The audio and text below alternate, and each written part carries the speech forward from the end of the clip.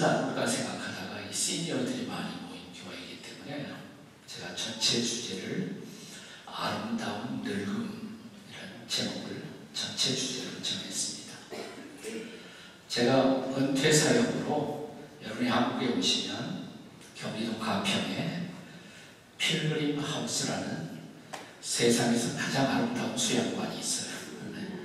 거기 오시면 철로역정, 존 번연의 철로역정, 순례 공원이 있고 순례 길이 있습니다.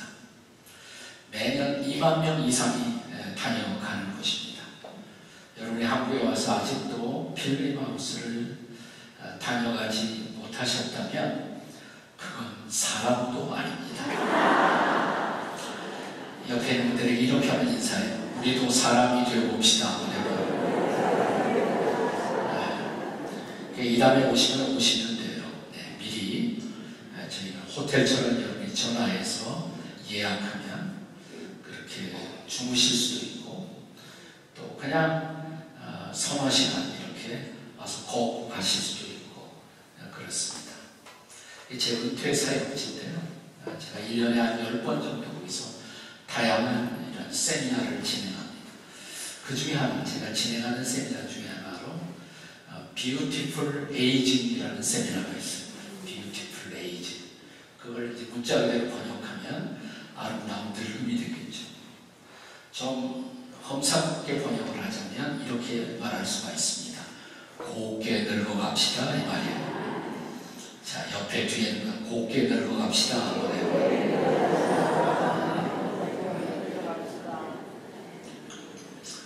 거기서 할 때는 제가 거의 10시간 정도 집중적인 강의를 하지만 거기서도 반복되는 중복되는 일부 있지만 제가 하여튼 주제는 똑같이 아름다운 늙음이라는 주제로 오늘 저녁, 내일 아침, 내일 저녁 그리고 주일 이렇게 말씀을 함께 나누도록 하겠습니다.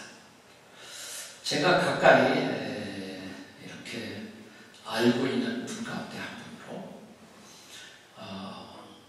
그분의 프라이버시를 제가 존중하는 의미에서 이름을 밝히지 않고 P자로 시작되는 분이 있습니다. PC. 이분은 20대에 젊었을 때 예수님 만나고 제자훈련도 받았고 그리고 특이하게 수산업에 종사했어요. 사업이 어려울 때마다 열심히 기도하면 기적이 일어납니다. 그래서 업계에서는 정말 기적의 사람, 기적의 큰손 이런 별명도 얻었습니다.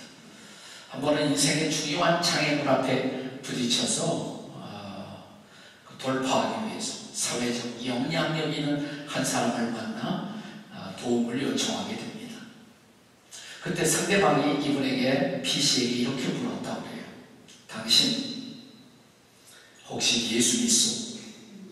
직감적으로 상대방이 예수 안 믿는 사람이고 내가 예수 믿는다고 말하면 혹시 내게 불이익이 오지 않을까라는 생각 때문에 얼버무리면서 제가 한때 그분에게 관심이 있었지만 지금은 전혀 그런 분을 믿지 않습니다. 자기가 자기를 구원하고 또 그분을 위해 살겠다고 헌신도 하고 제자훈련도 받았는데 이분의 입에서 뜻밖의 자기도 모를 소리, 내가 그분을 모른다고. 네. 그 말을 해버리고 나서 이분의 인생은 비틀거리기 시작합니다. 그 신앙생활이 지속적으로 성숙하지 못하고 아주 굴곡이 심한 ups and downs 이런 굴곡이 심한 신앙생활을 하게 됩니다.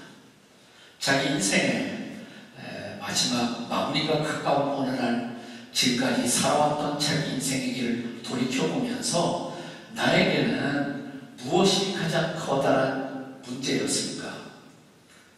결론에 도달했어요. 그 결론 한 가지는 나에게 일관된 영적 성숙이 결여되어 있었다는 것입니다. 일관된 영적 성숙, consistent spiritual growth, 일관된 영적 성숙이 나에게 결여되어 있었다는 것입니다. 그분이 마지막에 거의 유언 같은 편지 한 장을 씁니다. 이 편지의 마지막 대목에서 그는 이런 말을 남깁니다. 그리스도 예수, 우리의 구주이고 주님 되신 그리스도 예수의 은혜와 저를 아는 지식에서 자라가십시오. 그리스도의 은혜와 지식에서 자라가십시오. 이보다 더 중요한 것은 없습니다. 그 말씀은 어디, 성경이 어디 있냐면 베드로후서 3장 18절이죠. 오늘 본문이 요한일서예요. 요한일서 직전이 베드로후서입니다.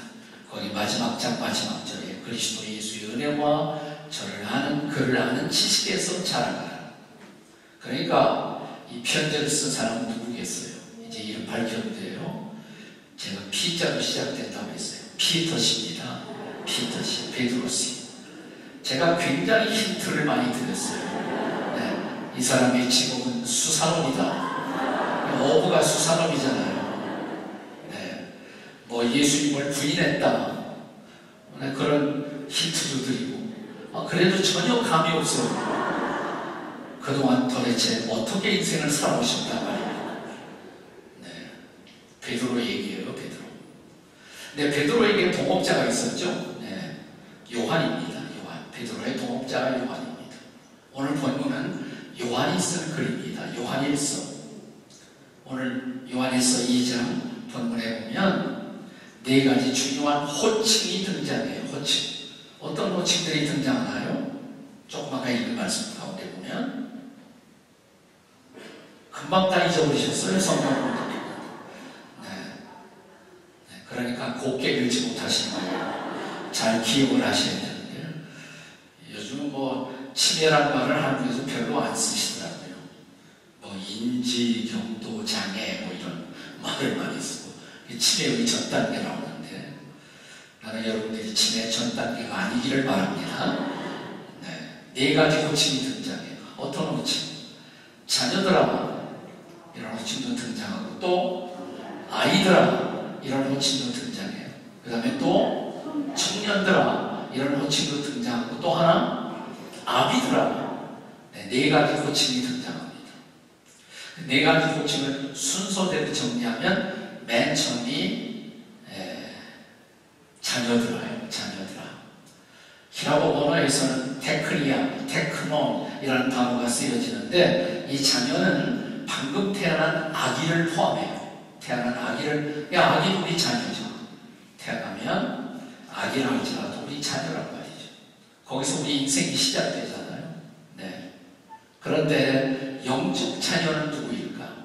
우리의 영적 성숙은 영적인 자녀가 됨으로 우리들의 영적 성숙의 여정이 시작되는 것입니다. 네 단계예요. 네 단계. 첫째 단계가 자녀됨의 단계예요.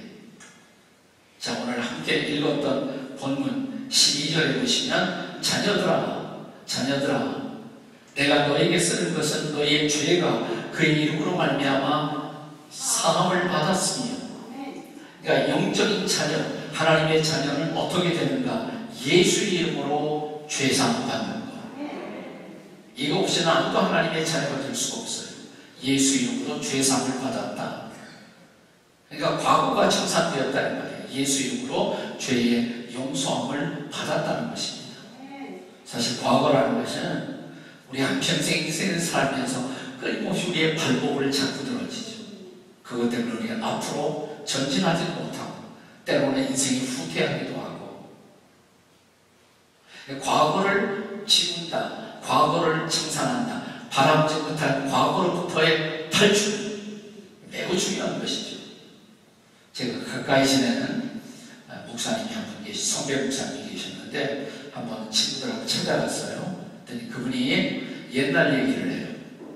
옛날 우리 조국 한반도에 6.25 전쟁이 일어났을 때 얘기를 하시더라고요. 전쟁이 일어나고 그때 자기는 중학생이었는데 자기가 살던 마을, 자기가 다니던 학교가 비행기 폭격을 만나서 막 불이 타는데 자기 모교가 너무너무 좋아갖고 춤을 췄다는 거예요. 이상하잖아요. 아니 학교가 불타는데 뭐가 좋아서 춤을 추셨어요? 그러니까 그 학교 안에 있는 자기 성적표 불탈 생각을 하니까 그렇게 좋더래요. 내 과거가 바람직하지 못하다. 그러면 내 과거라는 인생의 성적표를 찢어버리고 싶어요. 그리고 인생을 다시 쓰고 싶단 말이죠. 근데 그게 쉽지 않잖아요. 우리가 잘 아는 하나님의 마음에 합한 사람 다윗도 일생에 5점이 있었잖아요. 그래서 아픈 마음으로 회개의 기도를 드리죠. 그것이 유명한 시편 51편이 아닙니까?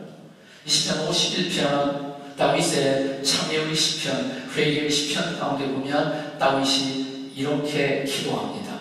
우슬초로 저를 씻겨주십시오. 그러면 제가 정하게 될 것입니다. 우슬초로 저를 씻겨주십시오. 우슬초는 일종의 식물이에요. 식물. 근데 이게 뭘로 많이 과거에 쓰여지는 거 아니에요? 자, 구약시대에 제사장이 제사를 드릴 때 제단 위에다가 자, 양이나 뭐 염소 이런 재물을 놓고 각을 떠요. 이렇게 각을 떠요. 피가 흐르겠죠. 응고가 돼요. 그럼 이게 피를 닦아내기가 힘들어요. 근데 우슬조 같은 걸로 닦으면 깨끗하게 씻겨져요. 지금은 뭐 세척제가 많은 시대라 문제도 아니지만 옛날에는 힘들었는데 유일하게 우슬조 같은 식물을 갖다 대면 깨끗이 씻겨져요. 우슬초로 저를 씻겨주십시오. 그러면 제가 깨끗해질 것입니다. 그 어두웠던 과거, 바람직하지 못했던 과거에서 탈출하고 싶은 거룩한 갈망이죠. 우슬초가 일시적으로 그 피를 닦고 얼룩을 닦고 우리를 깨끗하게 할지 모르지만 과연 우리의 죄예요. 과거에 나를 붙들고 나에게 죄책감을 가져오고 평생 우리의 발목을 잡고 있던 그 죄책에서 어떻게 우리는 자유할 수가 있는가? 이게 중요한 질문이잖아요. 오늘 본문은 요한일서 2장입니다. 2장. 네, 2장 직전에 몇 장 있을까요? 저는 여러분 인생 살기도 힘들고 노년의 삶은 더욱 힘든데 절대로 어려운 질문을 내서 여러분을 괴롭힐 생각이 전혀 없습니다. 아까 찬양하시면서 뭐 당연한 은혜를 했는데 그래서 당연한 질문만 합니다. 당연한 질문. 요한일서 2장 전에 몇 장이에요? 같지 않아서 대답을 안 해요. 1장이죠. 1장. 1장 7절에 보면 이런 말씀이 있어요. 그가 빛 가운데 계신 것 같이 우리도 빛 가운데 행하면 우리가 서로 살림이 있고 그 아들 예수의 피가 따라서 하세요. 그 아들 예수의 피가 우리를 모든 죄에서 깨끗하게 하실 것이요. 아멘. 하나님의 어린 양으로 오신 예수 그리스도, 그가 속죄의 양으로 십자가에 달려 내가 받을 죄악의 심판, 내가 받을 죄악의 저주를 대신 짊어지고 십자가에서 흘리신 그분의 피, 그 피가 너무 소중해서 우리는 보배로운 피, 보혈이라고 하잖아요. 근데 오늘 본문은 말하기를 그 아들 예수의 피가 우리를 모든 죄에서 깨끗하게 하신 것이요. 믿으십니까? 그것이 복음이에요. 근본적인 복음이에요. 기독교의 출발점이에요. 십자가에서 내 죄를 짊어지고 하나님의 어린 양으로 보혈을 흘려주신 예수 그리스도의 피, 그 피가 아니면 아무도 속죄함을 얻을 수 없었습니다. 아무도 구원받을 수 없었습니다. 아무도 하나님의 자녀가 될 수가 없었습니다. 그런즉 누구든지 그리스도 안에 있으면 새로운 피조물이야. 새로운 피조물이다. New creation. 이전 것은 다 지나갔습니다. 보라, 새 것이 되었도다. 이게 신앙생활의 출발이에요. 나는 예수의 이름으로 예수의 보혈로 죄사함 받고 구원받았습니다. 이 고백이 없이는 교회는 나와도 이 사람은 하나님의 자녀라고 할 수 없어요. 그냥 철치 멤버에 불과한 거예요. 철치. 여러분은 정말 거듭나 하나님의 자녀가 되셨나요? 아니면 교회만 나오고 계십니까? 그러니까 교회만 나오고 있다면 이 사람은 아직 하나님의 자녀가 아니라 엄격하게 말하면 구도자예요. seeker, 구도자예요.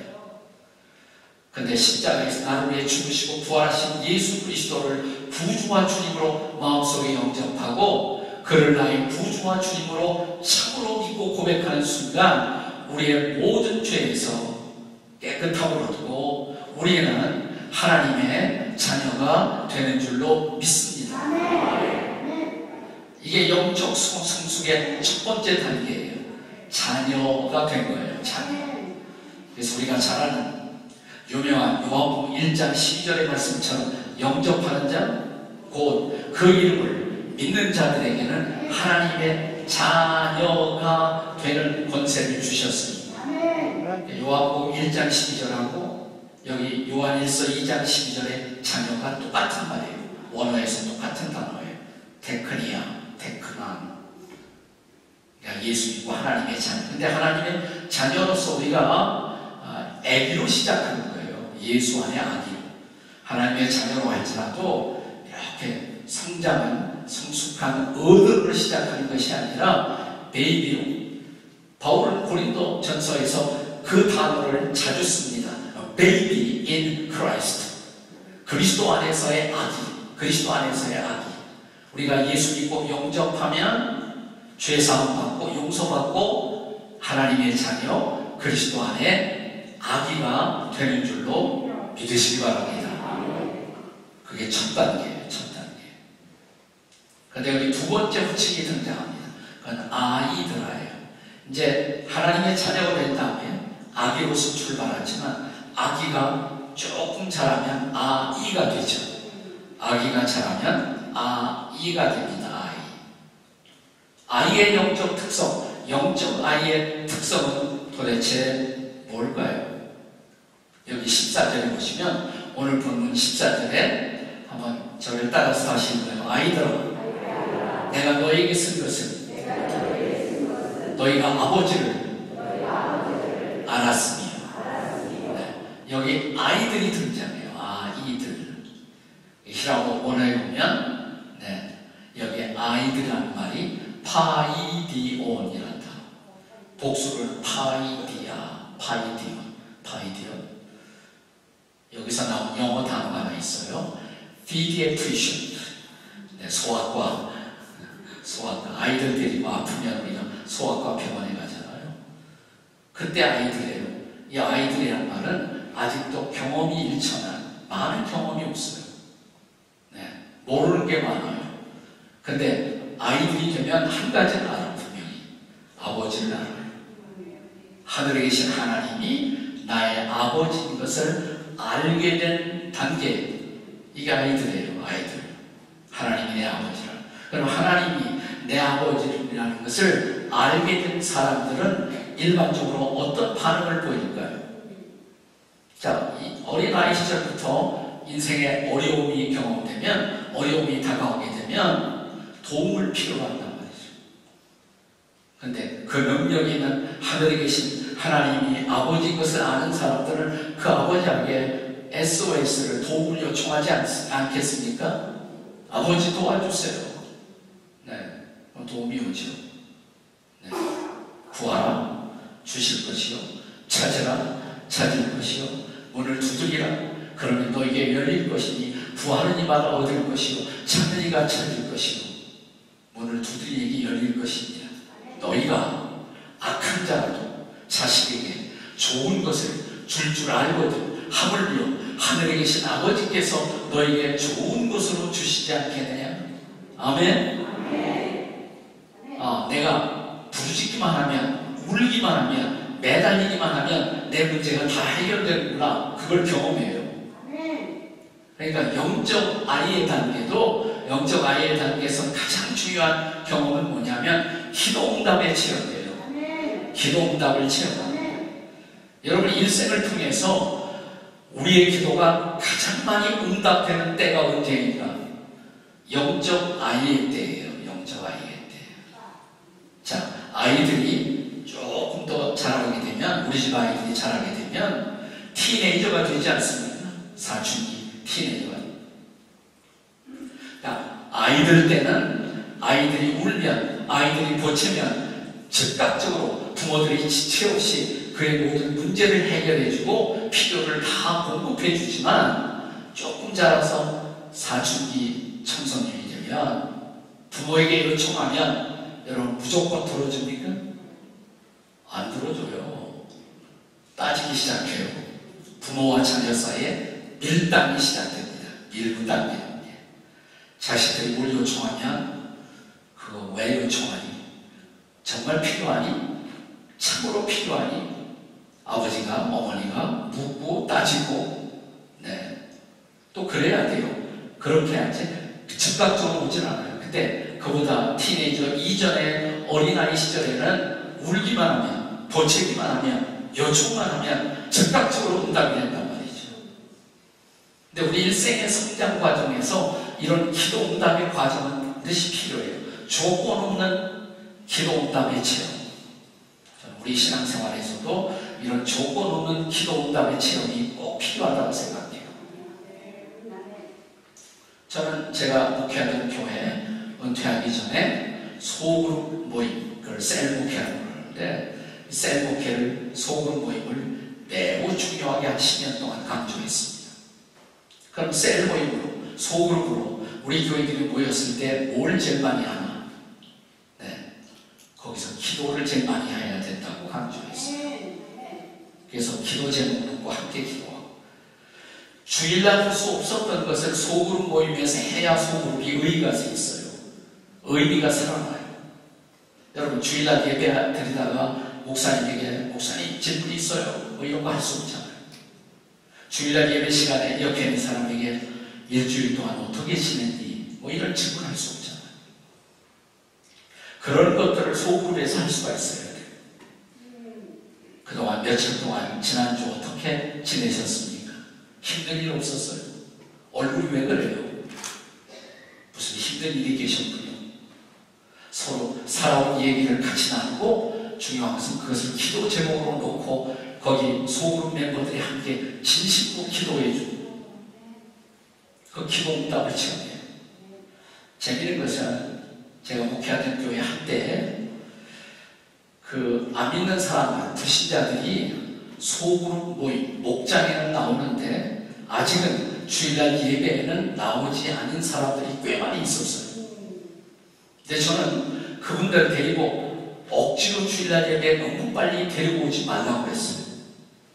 소그룹 모임에서 푹 익혀갖고 거기서 좀 신앙을 더 적응시킨 다음에 데리고 나오라고. 근데 저희 교회 이 소그룹 모임, 목장 모임에서는 기도 제목 하나만 놓고 그것을 가지고 같이 기도를 많이 하거든요. 그리고 그 다음 주일 모였을 때 또 물어봐요. 기도 응답 받은 게 있는가? 나 이런 거 응답 받았다. 응답 받은 거하고 서로 나눠요, 같이. 그러면 불신자가 아직은 교회 제대로 나오지 않은 불신자가 참석했다가 기도 응답에 간증을 나누는 것을 보고 이런 반응을 보여요.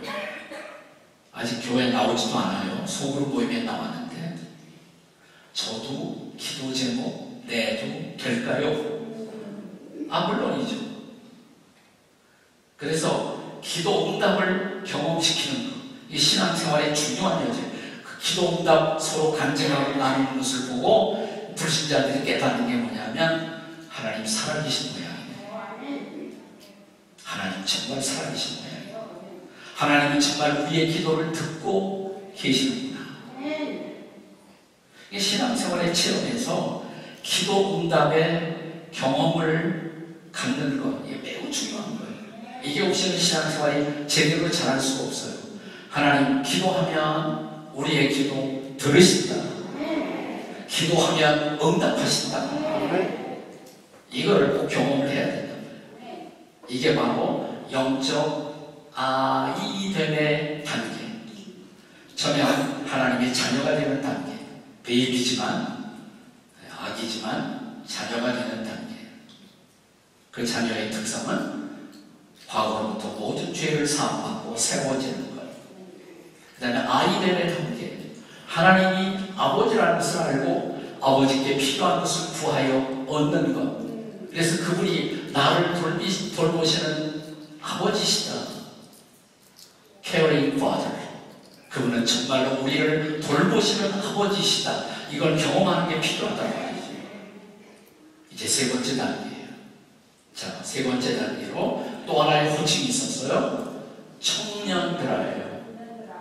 네, 아이들이 사춘기가 지나면 조금 지나서 이제 청년이 되기 시작합니다. 자, 영적 청년의 특성이 뭘까요? 자, 오늘 청년들이라는 단어가 두 번 나와요. 본문에 13절에도 나오고 14절에도 나와요. 자, 우선 13절에서 청년들아, 저를 따라서 읽으세요. 청년들아, 고유 시작. 청년들아, 내가 너희에게 쓰는 것은 너희가 악한 자를 이기었습니다. 아멘. 13절이에요. 네. 그 다음에 14절, 그 다음 구절에 또 나와요. 14절에도 중간에 가면 청년들아, 나와요, 안 나와요? 네. 청년들아, 그 대목만 읽어요. 시작. 청년들아, 내가 너희에게 쓴 것은 너희가 강하고 하나님의 말씀이 너희 안에 거하시며 너희가 흉악한 자를 이기었습니다. 네. 여기 청년들에 대한 묘사 가운데서 13절, 14절에 공통적으로 강조하는 것 뭐라고 그랬어요? 13절에도 이겼다고 그랬어요. 이겼다. 누구를 상대로 이겨요? 악한 자, 악마, 마귀하고 싸워서 이길 줄 아는 것. 이게 영적 청년이에요. 사탄, 마귀와 더불어 싸워서 이길 줄 아는 단계, 이게 청년의 단계예요. 이겼다고 해서 이겼어요. 근데 14절에 보시면 청년들의 특성에 대해서 한 가지를 더 강조했어요. 14절 보시면 청년들아, 내가 너에게 쓴 것은 너희가 강하고 그랬어요. 강하고. 그러니까 청년의 두 가지 특성, 강하다, strong, 강하다, 이긴다, 강하고 이긴다. 여러분, 청년이 약하다, 항상 진다. 청년답지 못하죠. 그건 청년이 아니에요. 청년은 강할 수가 있어요. 청년은 이길 수가 있어요. 저도 두 아들을 이렇게 쭉 길렀는데요. 둘 다 아들이었어요. 근데 아들을 둘을 길러보면 두 번째에게 성경에 나타난 꼭 야곱 같은 특성이 있습니다. 이 둘째가, 첫째가 문제서 그런지 더 오버액션도 하고 또 수단과 방법을 가리지 않고 뭘 쟁투하고자 하고 그런 특성이 있죠. 둘째. 맞아요, 안 맞아요? 아들 둘을 길러봐야 알지. 네. 한 번은 우리 둘째 아이가 16, 이제 17 될 때예요. 17 되면 저도 이민 목회를 워싱턴 도시 메릴랜드에서 꼭 10년 동안 했어요. 그래서 이민 목회를 저도 좀 이해를 합니다. 그러니까 17살 되면 이제 드라이버 라이선스 받을 수가 있잖아요. 퍼밋도 받고. 그래서 그때 생일잔치를 좀 크게 해줬습니다. 네 초대하고 싶은 친구들 다 데려오라고 그랬어요. 그러니까 정말 온갖 친구들 그날 다 데리고 왔어요. 온갖 색깔별로 다 데리고 왔어요. 네. 검은 친구, 하얀 친구, 빨간 친구, 노란 친구 다 데리고 왔어요. 한참 지금 파티가 벌스데이 파티가 진행 중인데 우리 둘째 아이가 갑자기 소리를 질러요. 아빠! 불러요. 왜? 팔씨름하자. 이게 쇼업 기질이 받는 게 쇼업. 자기를 좀 과시하고 싶은 친구들 쫙 있으니까. 그래서 하자 그랬습니다. 제가 저희 둘째 아이하고 팔씨름을 했습니다. 졌을까요? 이겼을까요? 네? 졌어요. 네. 졌습니다. 우리 집 비밀을 알고 계신 분들이네. 졌습니다. 졌는데요, 제가 기분이 좋았을까요? 안 좋았을까요? 네, 기분이 굉장히 좋은 거예요. 왜? 이제 나하고 싸워서 나를 이길 정도로 아들이 이만큼 성숙했구나, 성장했구나. 그 성장을 성숙을 확인하는 순간이란 말이죠. 네. 자, 그런데 오늘 말씀은 악한 자 사탄 마귀와 영적 청년들은 싸워서 이길 수가 있다. 그들은 강하다. 근데 무엇으로 강하고 무엇으로 이길 수 있다고 그랬어요? 14절. 청년들아, 내가 너에게 쓴 것은 너희가 강하고 그 다음에 뭐예요? 하나님의 말씀이 너희 안에 거하시며 너희가 흉악한 자를 이겼습니다. 우리가 영적으로 강해지려면 이것 없이는 절대로 불가능해요. 말씀이 있어야 돼요. 하나님의 말씀이 우리 안에 있어야 돼요. 말씀이 사람 움직여야 돼요. 하나님의 말씀은 살았고 운동력이 있어. 좌우에 날선 어떤 검보다 예리하여 혼과 영과 관절과 골수를 찔러 쪼개기까지 하며 말씀이 살아있는 말씀, 그 말씀이 나를 다스리고 그 말씀이 나를 지배하고 그 말씀이 나를 이끌고 가고 시편 기자가 이런 고백을 하잖아요. 주님, 내가 주께 범죄치 아니하려 하여 주의 말씀을 내 안에 두었나이다. 말씀이 내 안에 있어야 돼. 청년이 무엇으로 행실을 깨끗게 하리니까 주의 말씀을 따라 삼갈 것입니다. 말씀을 가까이 해야 돼요. 교회 평생 나와도 말씀하고 거리가 먼 사람들이 너무 많아요. 나는 말씀과 나의 거리, 그것은 나와 하나님 사이의 거리와 비례한다고 생각해요. 여러분, 말씀하고 얼마나 가까워요, 이 말씀하고. 네. 그냥 일주일에 한 번 주일 나가서 목사님 말씀 듣고 끝나는 거예요. 날마다 말씀을 읽으시나요? 날마다 그 말씀을 묵상도 하시나요? 그리고 이 말씀을 갖고 어떻게 내 인생 속에 어플라이, 적용하여 말씀대로 살 것인가, 이런 질문을 날마다 하면서 살고 있습니까? 네. 말씀을 통해서만 우리는 강해져요. 말씀을 통해서만 사탄 마귀를 이길 수가 있어요. 물론 청년이라고 항상 악한 자와 이기는 것은 아니에요. 악한 자에게 질 때도 있어요. 넘어질 때도 있어요. 청년도 넘어져요. 그러니까 넘어지더라도 영적 청년의 특성은 말씀을 붙들고 다시 일어나요. 아멘.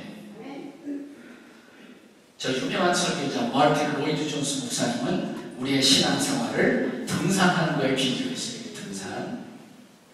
우리가 등산하다 보면 저 산 아래서 막 출발한 지 얼마 안 돼서 저기서 넘어질 수 있어요. 그런가 하면 산 정상에 가까이 와서 정상 가까이에서 넘어질 수도 있어요. 그리고 로이드 존스 목사님의 말씀을 제가 조금 다르게 이렇게 묘사할 수 있다면, 저 산 아래에서 넘어지면, 정상 가까이에서 넘어지거나 넘어질 때 자빠지는 폼은 똑같다 이 말이에요. 자빠지는 폼. 코가 깨지고 피 흘리는 모습은 다 똑같아요. 근데 그분이 이렇게 말해요. 다른 것이 있다. 일어서면 달라진다. 정상 가까이에서 넘어진 사람은 저 산 아래 내려가서 다시 출발하는 게 아니에요. 넘어진 그 자리에서 일어나서 남은 거리를 달리면 되는 거예요. 일어서면 달라진다. 따라서 해보세요. 일어서면 달라집니다. 옆에 사람에게 일어서면 달라져요. 그러니까 일어서요. 이렇게 옆에 사람에게 하고. 네. 말씀을 붙들고 일어날 줄 알아야 돼요. 여러분, 하나님 말씀 가까이 하면서 우리들의 남은 인생도 나는 말씀을 붙들고 달릴 수가 있는가? 영적 청년이에요. 영적 청년. 네, 그러다 보면 어떻게 될까요? 하나 남았어요. 호칭 뭐예요? 아비더라. 그러니까 이게 영적 성숙의 단계라고요. 자녀가 되고, 자녀는 베이비로 아기로 출발하고, 아이가 되고, 아이 되면 단계. 그 다음에 청년들은 영적 청년이 되고, 그러다 보면 마지막 네 번째 단계가 아비더라. 아비더라. 어떤 분이 와서 질문해요. 목사님, 왜 아비더라만 있고 에비더라가 없습니까? 네, 어미들은 아비 속에 다 포함이 됩니다. 아비더라를 어미로 바꿔도 상관이 없어요. 근데 누가 영적 아비일까요? 자, 이 영적 아비의 특성을 어떻게 묘사합니까? 여기 14절. 자, 저를 따라서 해보세요. 아비들아, 내가 너에게 쓸 것은 너희가 태초부터 계신 이를 알았으니요. 피상적으로 보면 아이들하고 비슷해요. 아이들도 아버지를 알았으며 그랬어요. 근데 영적 아비들은 아버지를 알았다고 그러지 않고 뭐라고 했습니까? 태초부터 계신 이를 알았습니다.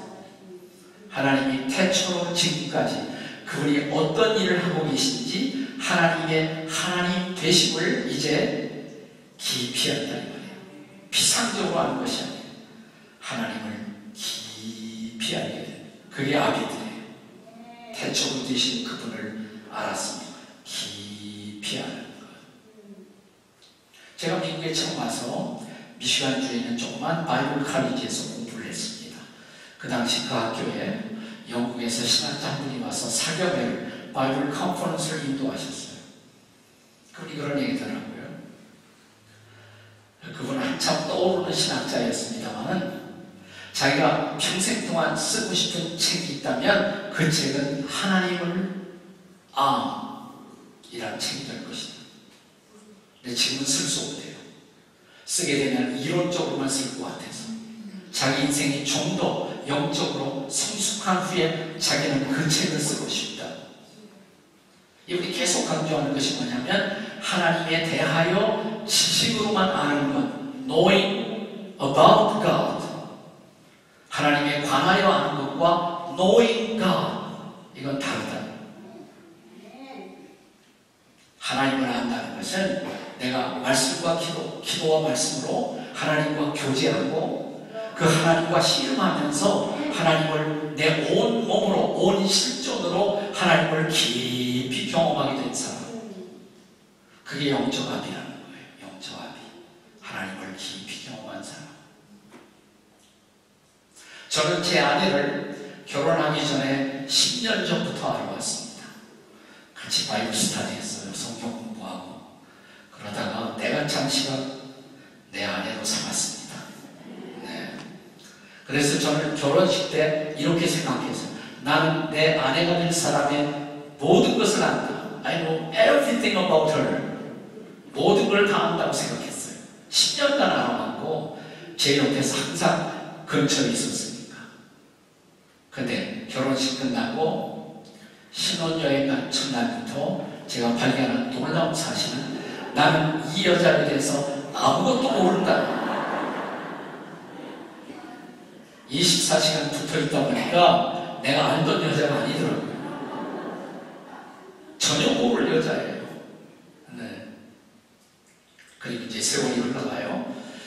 결혼 10년이 지나고 15년이 가까우면서 제가 제 아내에 대해서 발견하는 것은 아내를 알 것 같기도 하고 모를 것 같기도 하고 알쏭달쏭한 그녀, 도무지 모를 여자. 네. 20년이 지났어요. 결혼이 25주년에 교회에서 휴가를 얻어서 저 밴쿠버에 있는 거기 얼마나 아름다워서 네이처가 얼마나 아름다워요. 그 와키를 한 주간 동안 휴가 받아서 자동차를 빌려갖고 렌트카에서 다녔던 일이 있습니다. 그 조용한 시간에 제가 처음으로 제 아내에게 이런 고백을 했습니다. 여보, 내가 말이야 당신을 조금 알 것 같아.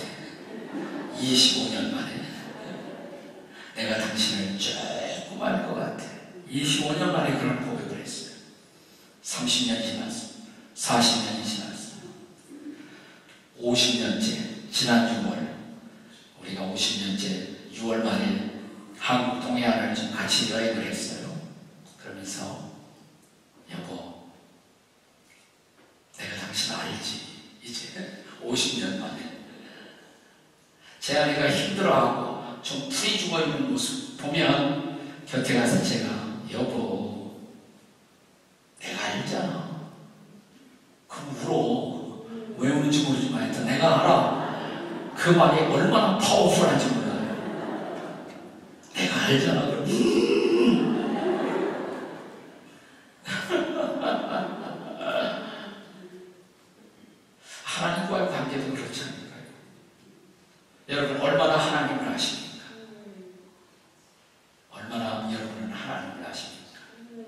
우리가 이렇게 고백할 수 있어요. 하나님, 제가 하나님 조금 할 것 같아요. 스쿼시. 하나님 조금 할 것 같아요. Just a little bit. 어느 날 우리 인생이 영적 성숙의 높은 단계에 접근할 수 있었을 때 우리가 이렇게 고백할 수 있다면, 하나님, 제가 하나님 알잖아요. 아버지, 제가 알잖아요, 하나님. 이게 영적 성숙의 마지막 단계예요. 하나님의 하나님 되심을 깊이 아는 것. Knowing God better and deeper. 더 잘, 더 깊이 하나님을 알게 되는 것. 이 영적 아비예요. 그리고 영적 아비가 되려면 한 가지가 더 필요해요. 영적 아비가 되려면 자식이 있어야 돼요. 자식이 있어야 아비가 되죠. 영적 자식. 영적 자식을 얼마나 낳으셨습니까? 여러분, 영적 자녀를 얼마나 두셨습니까? 영적 자녀를 두려면 전도해야 돼요. 여러분이 복음을 전해서 여러분을 통해서 예수님 영접하고 그리스도인 된 사람들이 얼마나 되십니까? 여러분을 통해서. 내 자녀의 영적 자녀. 또 내가 그렇게 전도를 한 사람은 아니라 할지라도 결정적으로 그 사람을 영적으로 자라게 하는 일에 내가 도움을 주었던 사람. 그래서 그 사람이 나를 정말 영적 아버지처럼 생각하는 영적 자녀들을 여러분은 얼마나 두셨습니까? 결국 저는 우리 인생을 향한 하나님의 가장 중요한 뜻, 오늘 본 말씀은 이런 말씀으로 끝나요. 이 세상도 정력도 다 지나가지만 하나님의 뜻을 아는 자는 영원히 거한다. 제가 좋아하는 말 가운데 텍사스에서 목회를 하시던 조지 프루엣이라는 분이 이런 말을 했어요. 최고의 지식, 하나님의 뜻을 아는 것이다. 최고의 지식은 하나님의 뜻을 아는 것이다. 최고의 성취, 하나님의 뜻을 행하는 것이다. 하나님의 뜻을 알고 행하는 사람, 하나님의 뜻을 알고 행하는 사람, 그 영적 아비예요. 아비. 저의 인생에 가장 도움을 주신 한 분을 여러분에게 소개하면서 첫날 저녁 설교를 마무리하려고 합니다. 제가 이분의 도움을 받아서 미국 유학을 올 수가 있었어요. 지금 미국에서 열심히 하는 우리 한인 크리스천들도 열심히 참여해서 활동하는 기관 가운데 CBMC가 있어요. Christian Businessmen's Committee, CBMC. 이분은 CBMC 파운딩 멤버 중에 한 분이었어요. 그리고 국제 CBMC 최영애 회장도 지내신 분이에요. 한때 오하이오주에서 이 닭 농장을 많이 하고 또 식품 체인 회사를 운영하신 분이에요. 제가 그분의 스칼라십을 받고 1970년대 초반에 처음 미국에 유학을 올 수가 있었어요. 네. 제가 도착한 곳이 미국 처음 도착한 곳이 디트로이트 공항이었는데 미시간에 할아버지 회장님이 집이 마중 나오셨어요. 네, 이 바쁘신 분이 나 같은 유학생 한 사람을 위해서 마중을 나오다니 그 자체가 아주 감동이더라고요. 네, 그것도 털털하게 장바 같은 거 입고 침이 운전하고 나는 이분이 부자니까 굉장히 큰 자동차를 몰고 나오는 것을 예상했는데 그 차가 아니라 이 회장님이 몰고 나오신 자동차가 지금은 많이 그 차 올 수 없더라고요. 올스모빌을 하도 오래 몰아갖고 올드모빌이 다 됐어요. 올드모빌이 다 됐어요. 그 차가 몰고 나오셨어요. 저를 허기가 안아주면서 차 안타고 그래서 이 할아버지 집에 가서 2달 동안 여름을 지내고 9월 달에 신학교에 가서 공부를 시작할 수가 있었어요. 저는 신학교 공부보다도 이 할아버지를 곁에서 지켜보면서 배운 게 더 많았어요. 제가 그 집에 도착한 지 얼마 안 됐는데 화요일 날 했더니 화요일 날 CBMC 미팅이 있으니까 같이 가자고 저를 데려가요. 한국에서 저는 뭐 CBMC 제가 많이 참여하고 성경 공부 인도도 많이 하고 그랬는데 미국 CBMC 회원들은 성경 공부를 목사님 초청하는 게 아니라 자기들끼리 그냥. 근데 아침에 일찍 일어나시더니 이 할아버지가 장로님이 막 전화를 해거든요. 그랬더니 나중에 누군가가 아마 초대한 것 같아요. 나온다고 약속했는데 할렐루야 좋아하시더라고요. 11시 반쯤 약속된 식당에 갔어요.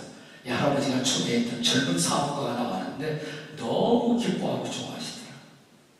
식사를 일찌감치 마치고 12시 한 15분 전에 식사를 다 마치고 식당 뒤에 홀을 그게 이제 CBMC 모임을 거기서 하는데 그날 강사는 이 할아버지가 강사에서 자기 간증하신 거예요. 테스티모니. 내가 어떻게 예수님 만나고 예수님 만난 후에 어떻게 사회생활, 어떻게 비즈니스를 하는지, 크리스찬으로서 어떻게 사업을 운영하는지, 그리고 마지막에 초청까지 내가 만난 예수님 여러분도 만나시겠느냐. 근데 할아버지가 초청했던 젊은 사업가가 손을 들었어요. 그러니까 너무너무 좋아하시고 끝나고 나서 허깅하고 안아주고 난 그렇게 끝나는 줄 알았어요. 일주일에 한 번씩 만나더라고요. 제가 같이 따라다녀봤거든요. 아침 식사를 한 5번을 같이 해요. 그때마다 성경 공부 작은 거 가지고 조그만 책자 갖고 하는데 왜 교회는 필요한가? 왜 성경을 읽고 공부해야 하는가? 왜 우리는 기도해야 하는가? 마지막에 크리스찬들은 왜 전도하는가? 한 5번 하고 나더니 이 젊은 사업가가 살고 있는 집에서 가까운 교회 목사님하고 어포인트먼트를 해갖고 만나서 목사님에게 이 청년 잘 부탁한다고.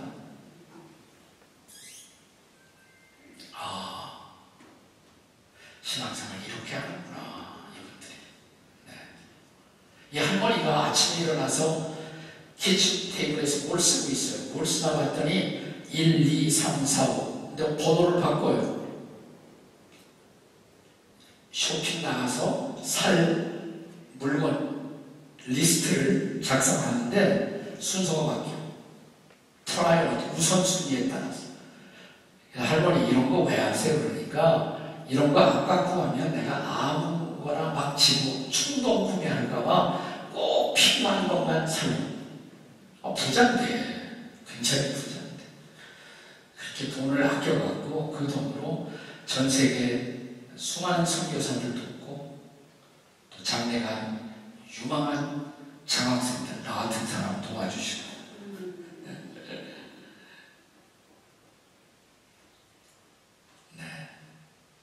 두 분이 얼마나 재밌게 서로를 위하는지. 근데 할머니가 먼저 약간 치매 비슷한 증세가 있었어요.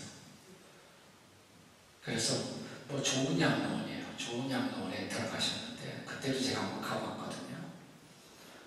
아침에 일찍 일어나셔서 할머니 손 붙들고 양로원 경내를 산책해요. 이분은 돈이 많아서 양로원에 들어갈 필요가 없으신데 왜 그러냐 그러니까 네가 몰라서 그런데 조금 있다 보여요. 한 10시쯤 보니까 이 할아버지가 양로원에 사람들 모아놓고 바이블 스타디 인도왔어요. 성경 공부 장로님인데 성경 공부.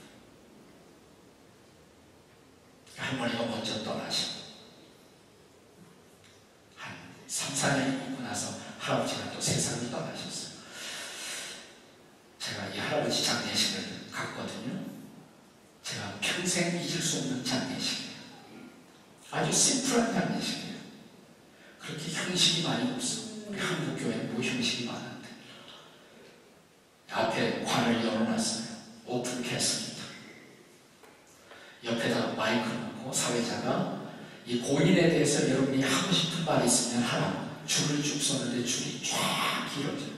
이 할아버지 유언에 따라 알리지 말라고 했음에도 불구하고 직접 간접으로 이 할아버지의 이 장로님의 영향을 받은 많은 사람들이 와서 줄이 섰어요. 저도 줄 섰거든요. 저도 한마디 했어요. 잠자든 누워있는 이불을 바라보면서 그날 거기 있는 사람들이 제일 많이 한 말, 이런 말이었어요. 네.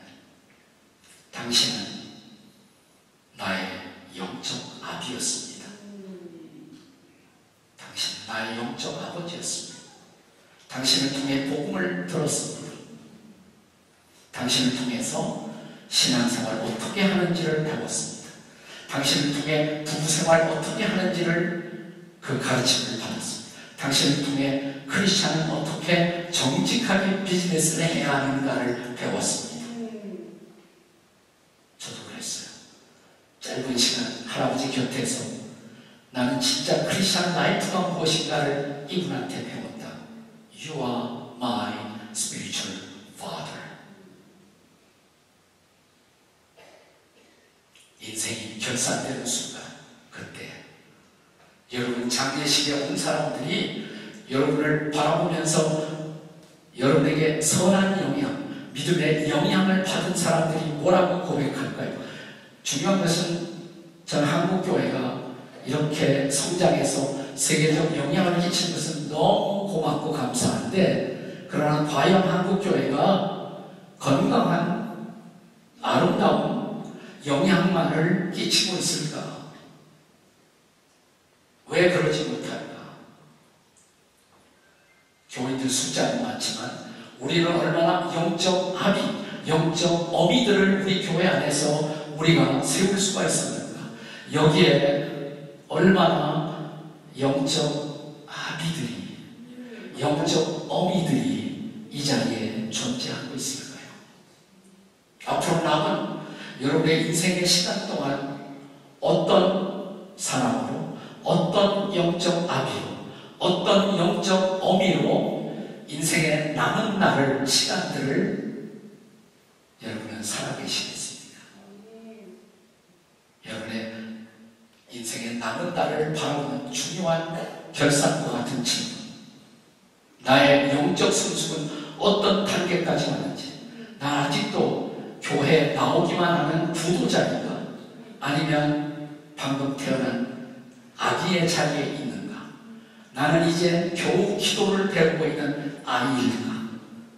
나는 이제 말씀을 붙들고 사탄과 싸울 줄 아는 청년의 자리까지 왔을까? 나는 하나님의 마음을 알고 하나님의 뜻을 행하는 영적 아비, 영적 어미의 자리에 나는 와 있을까? 여러분 자신에게 묻는 밤이 되었으면 좋겠습니다. 남은 3시간 동안 우리는 계속해서 어떻게 아름답게 늙어갈 수 있는지, 내일 아침은 성경에 나타난 위대한 인생의 석양을 살았던 사람 갈렙에 대해서 내일 아침에 같이